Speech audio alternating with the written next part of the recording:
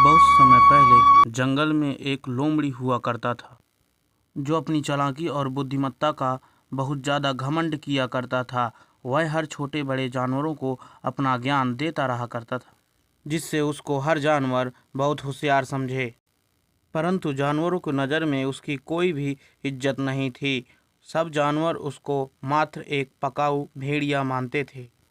एक दिन जब एक चीता अपना भोजन कर रहा होता है, तभी वही लोमड़ी आ जाता है, जिसे देखकर चीता बोलता है कि क्या तुम वही लोमड़ी हो जो दूसरे जानवरों को व्यर्थ की सलाह देते हो, जिससे अन्य सभी जानवर बहुत परेशान हैं? नहीं महाराज, मैं लोगों को अच्छी सलाह ही देता हूँ, परंतु पता नहीं वो जानवर मेरी बातों का क्यों विश्वास नहीं करते। ठीक है, फिर रहने दो। बताओ तुम यहाँ पर क्यों आए हो और क्या कारण है जो तुम मेरे खाने में दखलंदाजी कर रहे हो? महाराज, मैं आपको सलाह देने आया हूँ कि आप अपने शिकार को पैरों से खाया कीजिए, जिससे वह शिकार अधिक समय तक चलेगा। वास्तव में जैसा जानवरों ने कहा था वैसे तुम मूर्ख हो गए हो जो मुझे ज्ञान दे रहे हो। जाओ यहाँ से, चले जाओ। इस प्रकार वह अपने मूर्खतापूर्वक सलाह से हर जगह अपनी बेइज्जती करा लिया करता था। चीता की इतनी बेइज्जती करने के कारण वह वहाँ से चला जाता है और कुछ देर वह रास्ते में चलते चलते सोचता है कि चीता सहित अन्य सभी जानवर मेरी बुद्धिमत्ता को नहीं जानते। मैं एक दिन साबित करके जरूर दिखाऊंगा कि मुझसे ज्यादा होशियार जंगल में कोई नहीं है। इतना कहकर वह वहाँ से चला जाता है किसी अन्य दूसरे जानवर को सलाह देने के मकसद से। एक दिन जंगल में शेर, चीता और तोता, तीन मित्र आपस बातचीत कर रहे थे कि चलो मित्र, बहुत बात हो गई। अब हमारे शिकार का समय हो गया है। अब हमें शिकार करने जाना होगा। तुमसे फिर कभी बात करेंगे। तभी तोता बोलता है कि महाराज, कभी कभी मुझको भी तो अपनी सेवा का मौका दीजिए। आज का शिकार मैं आपके लिए लाऊंगा। यह सुनकर चीता बहुत आश्चर्य से पूछता है कि ये क्या कह रहे हो मित्र? तुम भला कैसे शिकार कर सकते हो और कैसे लाओगे हमारे लिए शिकार? इसकी चिंता तुम मत करो मित्र। जंगल में बहुत से बेवकूफ हैं जो तुम्हारा शिकार बनने के लिए तैयार हो जाएंगे। बस आप दोनों लोग तैयार रहिएगा। इतना सुनकर शेर बोलता है कि तो ठीक है मित्र, संभल कर जाना। इतना सुनकर तोता वहां से शिकार के लिए उड़ जाता है। उड़कर एक सूखे पेड़ पर बैठ जाता है और वह देखता है कि नीचे दो जेब्रा और एक लोमड़ी आपस में बात कर रहे, तो वह भी उनकी बातें सुनने लगता है।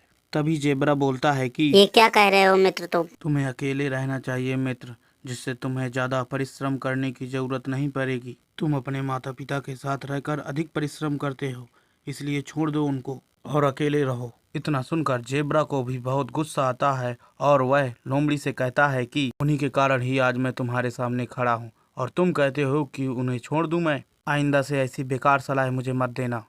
इतना कहकर वह भी वहाँ से चला जाता है। यह सब देखकर लोमड़ी कहता है कि इन मूर्खों को चाहे जितनी ज्ञान की बातें बता दी जाएं, पर ये मूर्ख ही रहेंगे।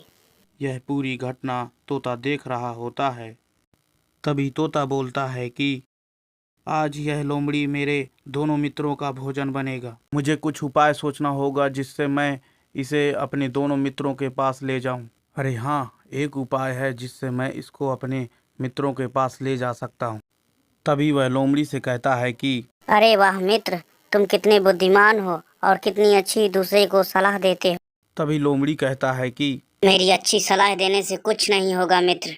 ये मूर्ख मेरी बातों को मानते ही नहीं। इतना सुनकर तोता बोलता है कि तुम मेरे साथ जंगल के राजा के पास चलो।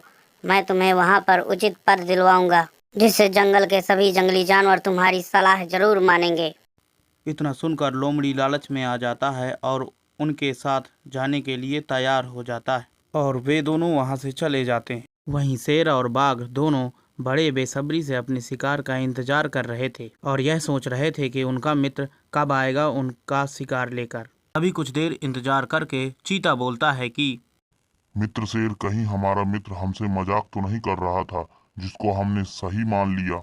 अभी तक तो उसको हमारे लिए शिकार ले आना चाहिए था। यह सब सुनकर शेर कहता है कि मित्र, तुम अपने मित्र को अच्छी तरह से जानते नहीं हो। वह हमारे साथ खाने के मामले में मजाक नहीं कर सकता। वह अच्छी तरह से जानता है कि हमने रात भर खाना नहीं खाया है, इसलिए वह हमारे साथ किसी भी प्रकार का मजाक नहीं करेगा। तुम जाओ और जाकर अपनी जगह में छुप जाओ। हो सकता है हमारा मित्र ना आए, क्योंकि उसने कहा था कि मुझे एक जरूरी काम है, परंतु वह शिकार को अवश्य भेजेगा, जिसे शिकार को हमें वापस लौट कर नहीं जाने देना है, अन्यथा हम भूखे ही रह जाएंगे। शेर की इतनी बात सुनकर चीता अपनी जगह में जाकर छिप जाता है। इस प्रकार शेर अपनी भूख पर काबू रखकर कुछ देर इंतजार करता है और कुछ ही देर में लोमड़ी वहां पर आ जाती है, जिसे देखकर शेर बहुत खुश होता है। तभी लोमड़ी कहता है कि महाराज, आप मुझे देखकर इतने खुश क्यों नजर आ रहे हैं? इसका क्या कारण है महाराज? यह सुनकर शेर बोलता है कि मूर्ख लोमड़ी, अपने शिकार को देखकर कौन खुश नहीं होता, और तब जब उसका शिकार उसके सामने खड़ा हो।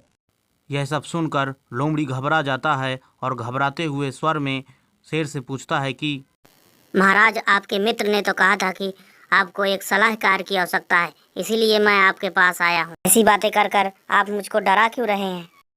यह सब सुनकर शेर बोलता है कि मूर्ख लोमड़ी, यहाँ पर किसी भी प्रकार के सलाहकार की आवश्यकता नहीं है। यह सब हमारी साजिश थी, जिसमें तुम आज फंस गए हो। उसका कारण है तुम्हारा मूर्खतापूर्वक ज्ञान का अभिमान, जिसके कारण आज तुम हमारा शिकार बनने वाले हो। यह बात पूरी होते ही चीता उस पर अपने तेज पंजों से हमला कर देता है और उसको जान से मार डालता है।